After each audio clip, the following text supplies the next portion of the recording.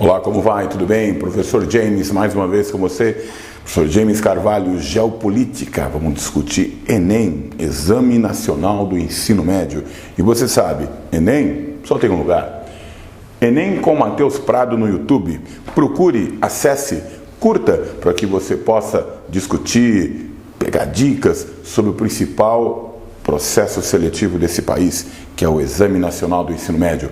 Bom, vamos fazer o seguinte, vamos tentar discutir uma questão de geopolítica mundial, geopolítica da Segunda Guerra Mundial. Vamos tentar discutir sobre esse espaço aqui, ó.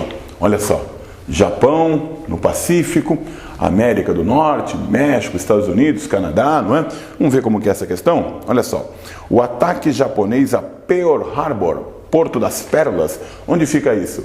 Em um dos estados norte-americanos, o Havaí, olha aqui, ó, no meio do Pacífico.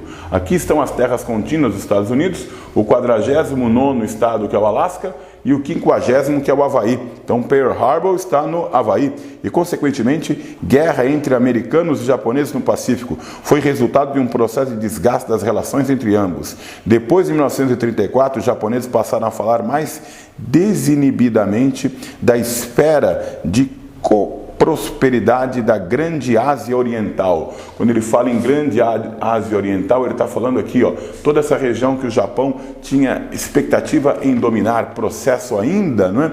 Reflexo do neocolonialismo, não é? Então você tem aqui, ó, considerada como a doutrina Monroe japonesa. Doutrina Monroe, isso é americano, não é? 1823, o presidente dos Estados Unidos, James Monroe, elabora um conjunto de ideias, uma doutrina dizendo o seguinte, que no início do século XIX, os Estados Unidos não iriam permitir mais que países europeus interferissem em assuntos da América, tentando recolonizar as nações e conseguir sua emancipação. A frase máxima da doutrina Monroe é: a América para os americanos. Isso lá no século XIX. Então os japoneses acreditavam que a Ásia para os japoneses. Não é?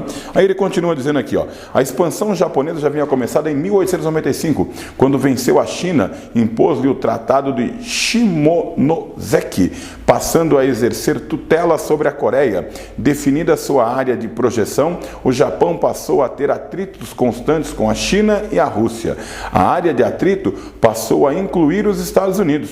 Quando os japoneses ocuparam a Manchúria em 1931, Manchúria está ao norte da China e a seguir a China, toda a China, não é?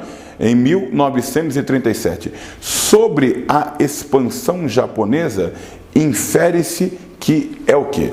A doutrina Monroe dos Estados Unidos, o que era? Os Estados Unidos não iriam mais permitir que europeus recolonizassem a América. No caso do Japão, eles estavam atrás de matéria-prima e mercado consumidor para a sua iniciante indústria. Então, o Japão pretendia se apossar de fato do território de outras áreas, de outros estados-nações, e não apenas, como no caso dos Estados Unidos, não é? No século XIX, tentar impedir que os europeus aqui chegassem. Então você deveria responder aqui, ó, a alternativa A. O Japão tinha uma política expansionista na Ásia, de natureza bélica, militar, diferente da doutrina Monroe, que era uma política de natureza cultural, né? de fazer oposição política aos europeus e não se impor militarmente. Não nesse momento, não no século XIX. Houve oposição militar, houve imposição militar em outros momentos, mas no século XIX não.